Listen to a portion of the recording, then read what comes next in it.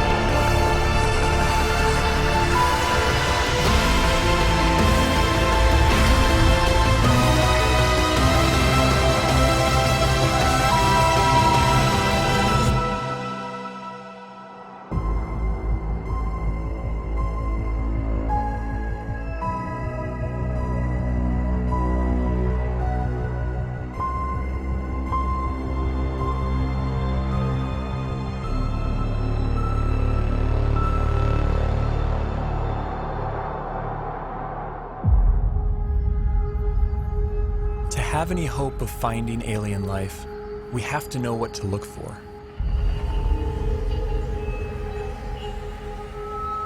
But where do we begin? How do we narrow down a seemingly infinite set of possibilities?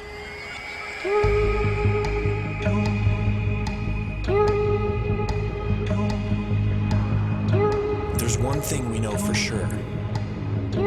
Nature will have to play by her own rules. No matter how strange alien life might be, it's going to be limited by the same physical and chemical laws that we are.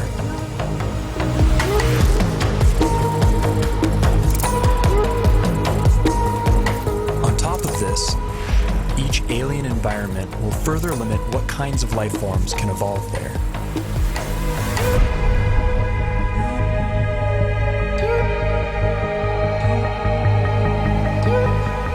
Despite these natural boundaries, the possibilities are staggering to imagine. Trillions of planets, each a unique cauldron of chemicals undergoing their own complex evolution.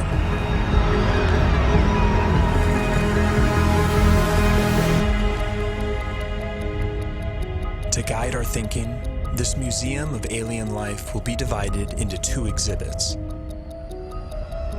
Life as we know it, home to beings with biochemistries like ours, and life as we don't know it, home to beings that challenge our concept of life itself.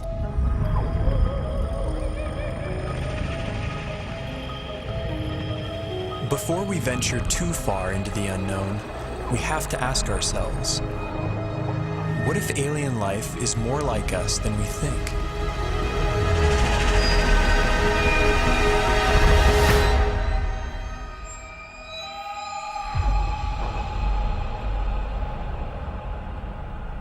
If there's one feature that unites us with the other specimens in this museum, it's carbon. Carbon is ubiquitous. It's one of the most common elements in the universe, and it's very good at forming large, stable molecules. Carbon has the rare ability to form four-way bonds with other elements and to bind to itself in long, stable chains, enabling the formation of huge, complex molecules.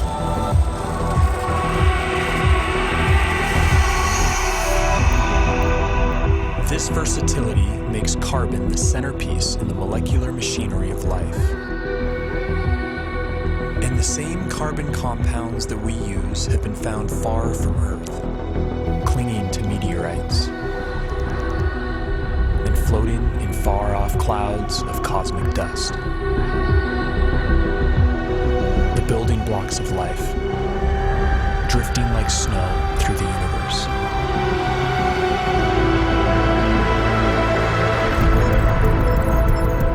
And if alien life has selected other carbon compounds for their biochemistry, they will have plenty to choose from. Scientists recently identified over 1 million possible alternatives to DNA, all carbon-based.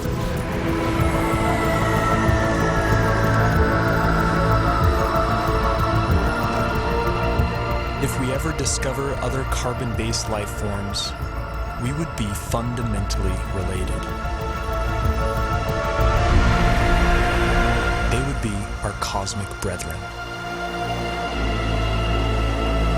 But would they look anything like us? If they hail from Earth-like planets, we could share even more in common than just our biochemistry. What would life be like on other planets if it has evolved? Would it be like the world today here on Earth? Or would it be completely different? There are those who argue that from the argument of convergent evolution, if conditions on other planets are similar to here, then we would see very similar life forms. Animal and plant-like organisms that look very familiar.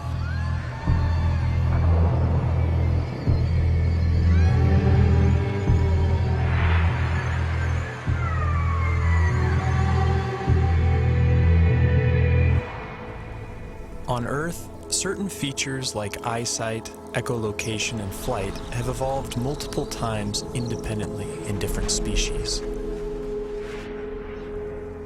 This process of convergent evolution could extend to alien planets like Earth, where creatures face similar environmental pressures.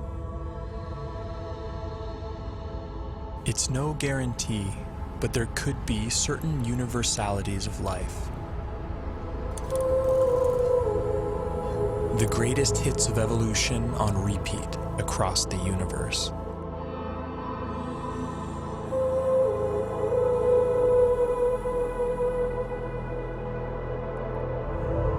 Each feature would be attuned to its local environment. Dimly lit planets would produce huge eyes to suck in extra light, like nocturnal mammals. Some people have gone so far as to say that human-type organism, humanoids, will occur on other planets.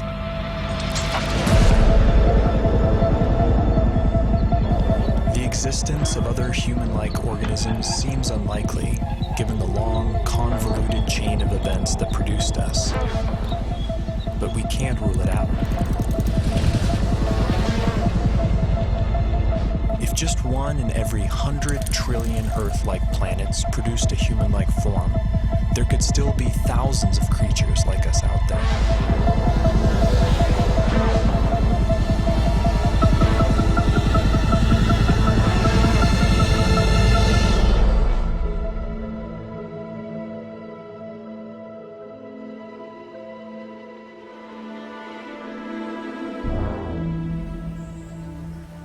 Convergent evolution is also rampant in plant life, and C4 photosynthesis has arisen independently over 40 times. Would alien plants look like ours or something else entirely?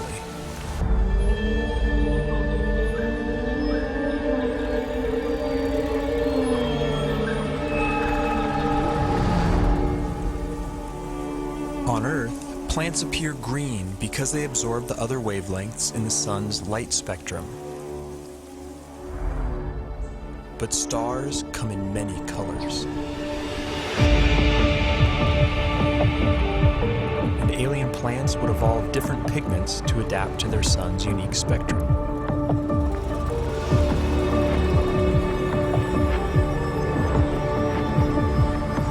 Plants feeding off hotter stars could appear redder by absorbing their energy-rich bluer light.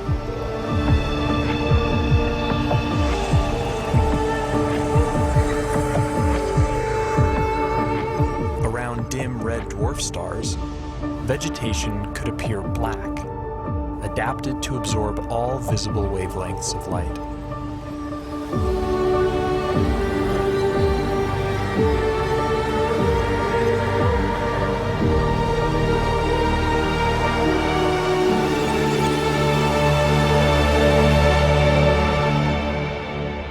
Earth itself may have once appeared purple due to a pigment called retinol that was an early precursor to chlorophyll. Some think that retinol's molecular simplicity could make it a more universal pigment. If so, we may find that purple is life's favorite color.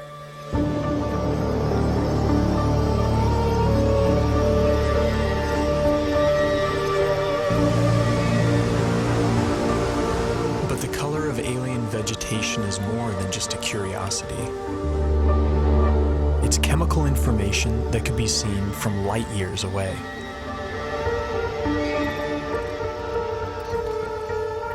Earth plants leave a signature bump in the light reflected off our planet. Finding a similar signal from another world could point the way to alien vegetation.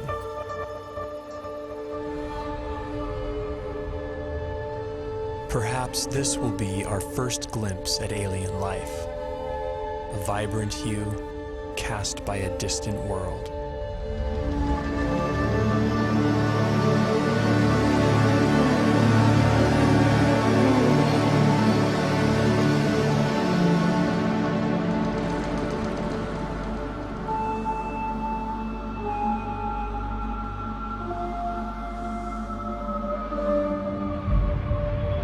What happens when you change the day length of a planet? What happens when you change the tilt of a planet? What happens when you change the shape of the orbit? What happens when you change the gravity of a planet? Planets with long elliptical orbits would see drastic seasons. There could be worlds that appear dead for thousands of years, then suddenly spring to life.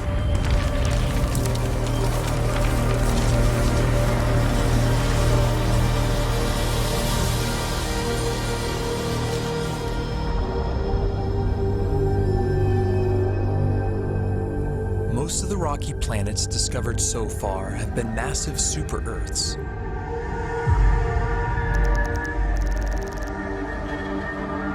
How would life evolve on these worlds? In the seas, gravity may not matter much at all.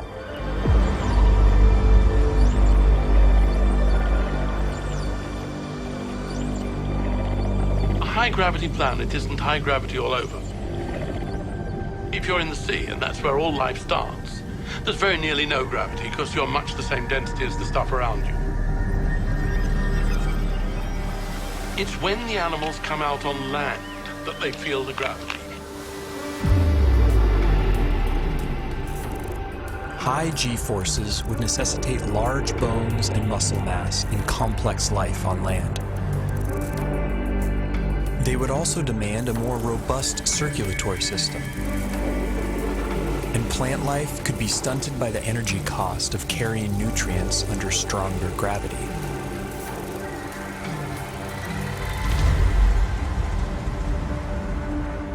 Low low-gravity planets would more easily lose their atmospheres to space and lack a magnetic field to protect from cosmic rays.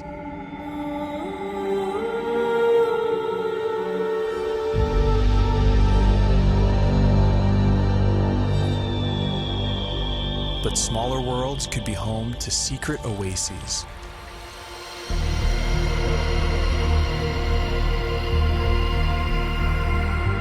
Huge cave systems that provide hideouts for life.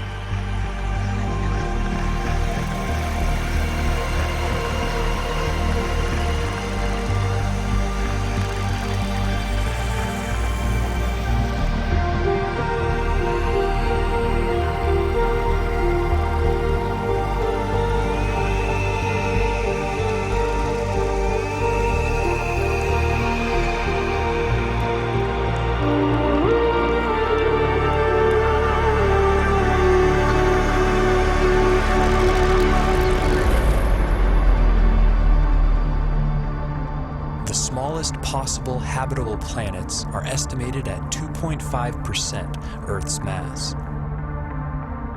If surface life does evolve on these worlds, it could be a sight to behold. Plant life could grow to towering heights, able to carry nutrients higher in lesser gravity.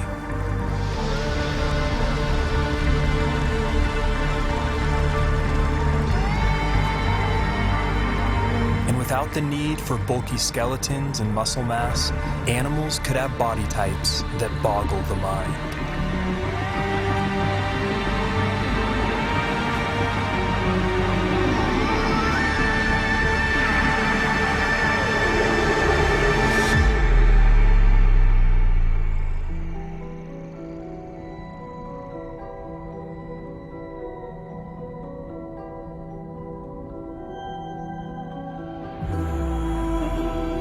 Here on Earth, it took 3 billion years for evolution to produce complex plant and animal life.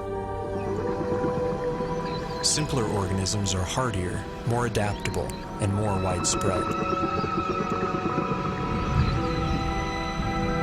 The largest collection in the Museum of Alien Life would likely be the Hall of Microbes.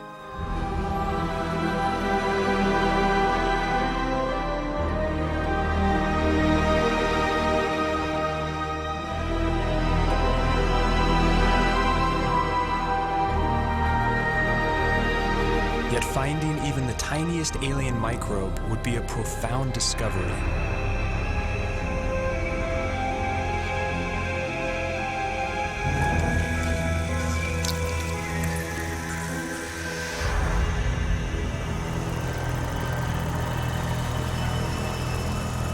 And bite-sized life could leave a big footprint. Like stromatolites on Earth, layers of microbes could build up into huge rock mounds over time, leaving behind eerie structures. And in big enough numbers, some alien bacteria could leave a distinct biosignature by exhaling gases that wouldn't coexist naturally, like oxygen and methane.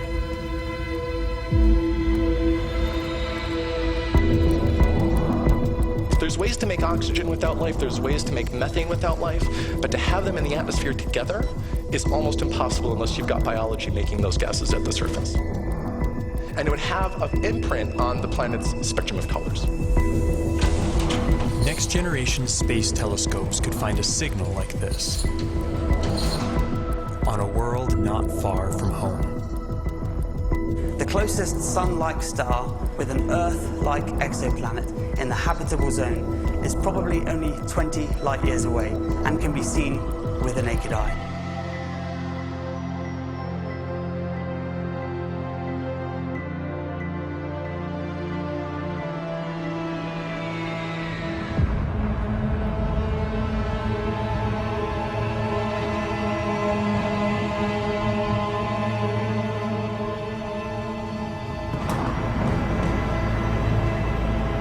Most brown dwarfs are too hot to support life as we know it, but some are just cold enough.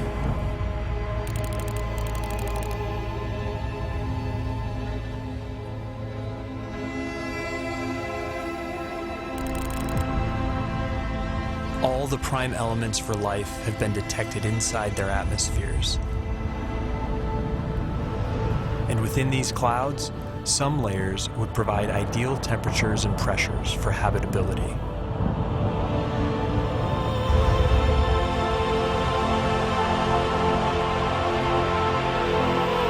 There could be photosynthetic plankton in these skies, kept aloft by churning upwinds.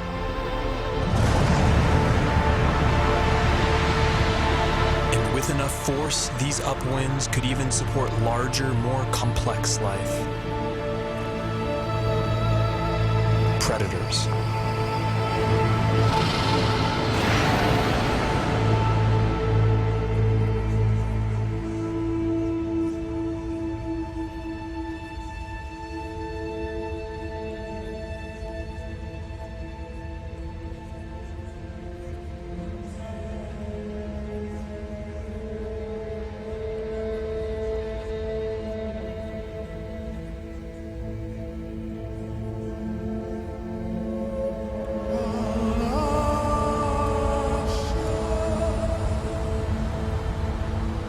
This raises a crucial question.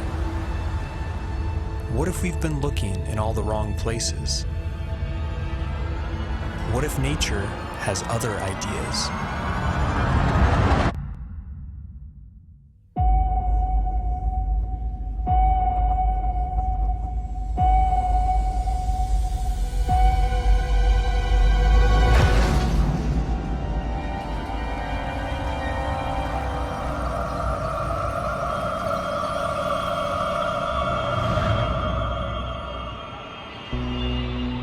Most of the universe is too cold or too hot for liquid water and the biochemistry that supports life as we know it.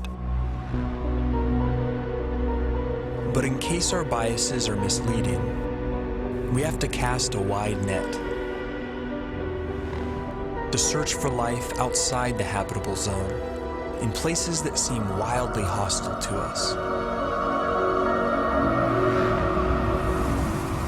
Exotic environments will demand exotic biochemistries, and while no element can match carbon's versatility, one contender is a frontrunner.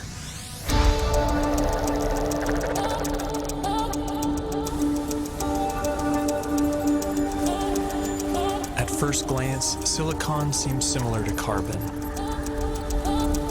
It forms the same four-way bonds and is also abundant in the universe. But a closer look reveals that these two elements are false twins. Silicon bonds are weaker and less prone to forming large, complex molecules. Despite this, they can withstand a wider range of temperatures, opening up intriguing possibilities. Life based on the silicon atom instead of carbon would be more resistant to the extreme cold, providing a whole new range of weird forms. But silicon has a problem. In the presence of oxygen, it binds into solid rock. To avoid turning to stone, silicon beings might be confined to oxygen-free environments, like Saturn's frigid moon, Titan.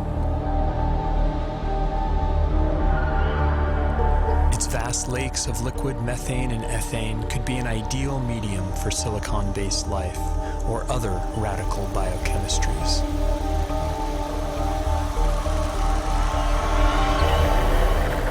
Without ample sunlight, beings on worlds like Titan would likely be chemosynthetic, deriving their energy by breaking down rocks.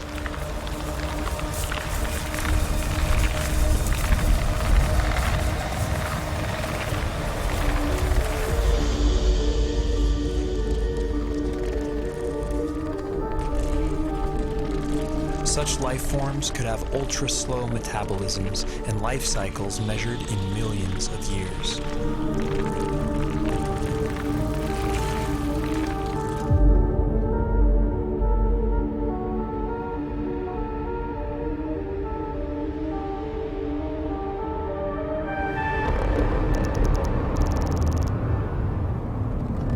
high temperatures, typically rigid silicon-oxygen bonds become more flexible and reactive, triggering more dynamic chemistry.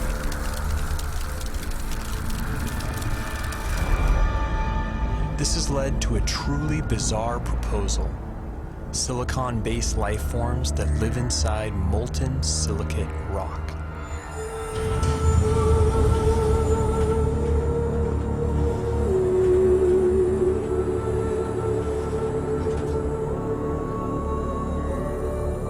In theory, these forms could even exist deep beneath the Earth inside magma chambers as part of a shadow biosphere. If so, then the aliens are right under our noses. Other shadow biospheres have been proposed, forms of life living alongside us that we don't even know are here, including tiny RNA-based life small enough to go undetected by existing instruments.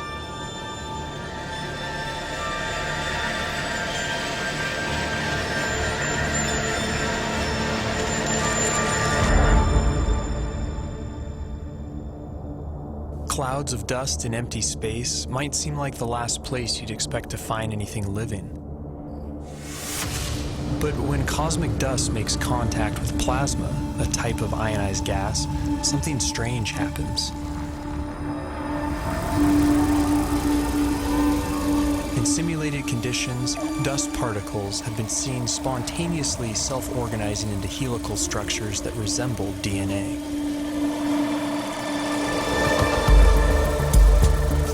These plasma crystals even begin to exhibit lifelike behavior, replicating, evolving into more stable forms, and passing on information.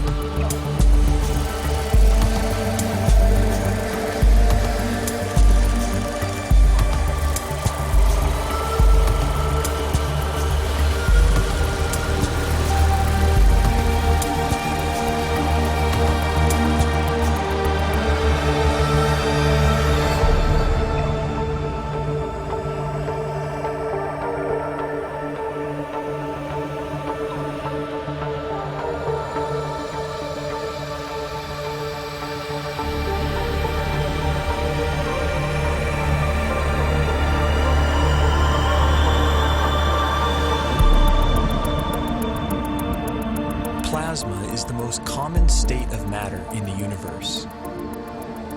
If complex evolving plasma crystals really exist, and if they can be considered life, they could be its most common form.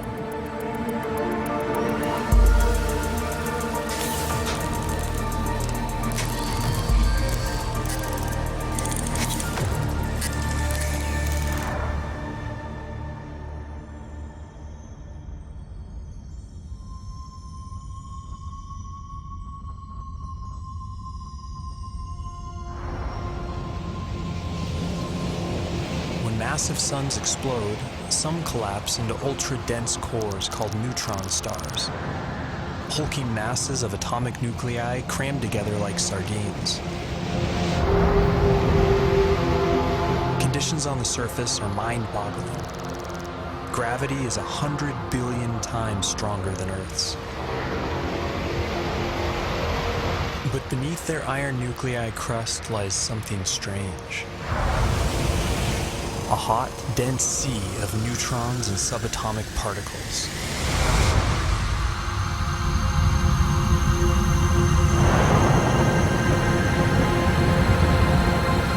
Stripped of their electron shells, these nuclei would obey entirely different laws of chemistry, based not on the electromagnetic force, but the strong nuclear force which binds nuclei together.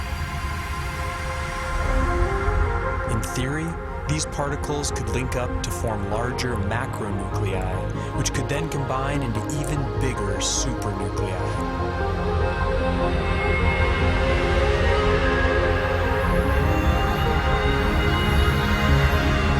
If so, then this bewildering environment would mimic the basic conditions for life: heavy nucleon molecules floating in a complex particle ocean.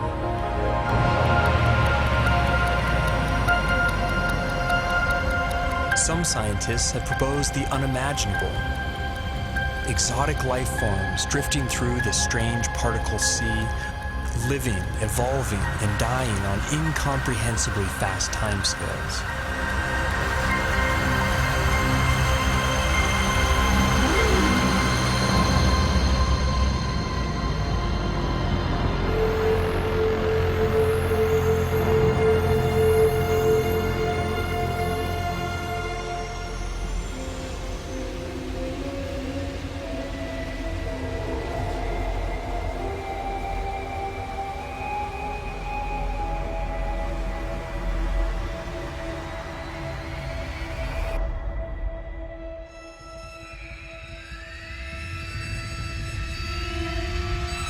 Life is not something that has to evolve naturally. It can be designed.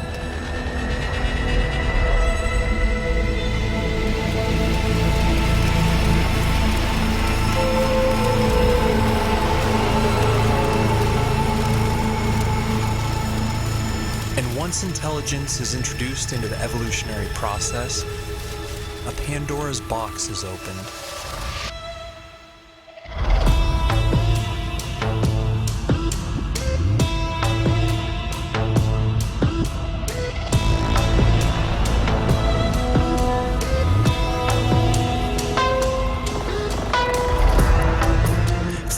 Typical biological limitations, synthetic and machine-based life could be the most successful of all. It could thrive almost anywhere, including the vacuum of space, opening up vast frontiers unavailable to biological organisms.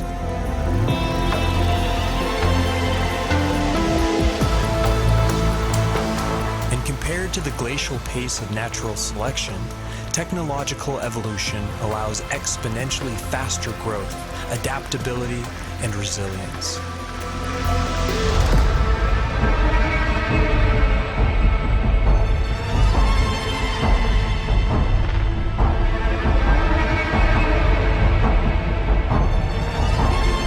By some estimates, autonomous self-replicating machines could colonize an entire galaxy in as little as 1 million years.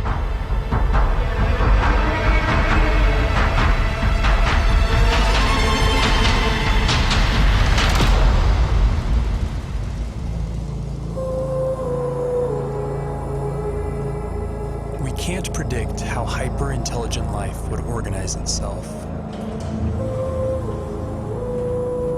But in theory, there could be convergent evolution at play.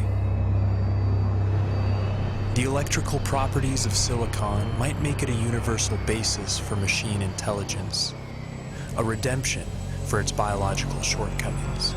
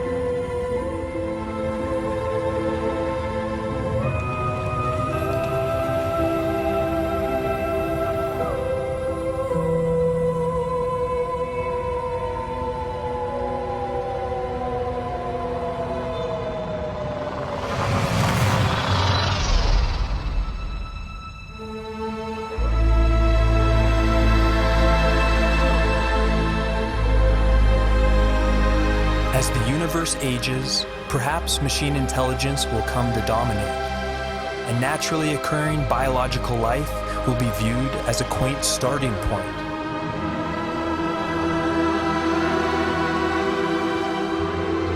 Perhaps we ourselves will lead this transition, and the great human experiment will be merely a first link in a sprawling intergalactic chain of life.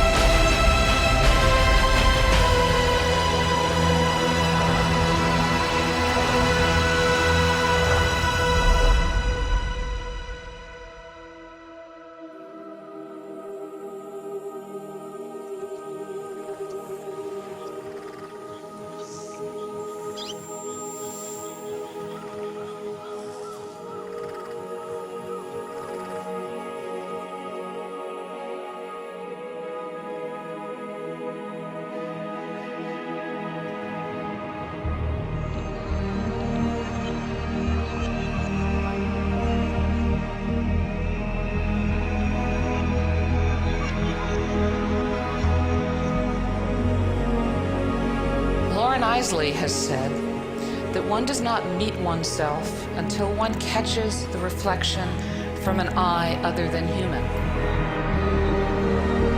One day that eye may be that of an intelligent alien. And the sooner we eschew our narrow view of evolution, the sooner we can truly explore our ultimate origins and destinations.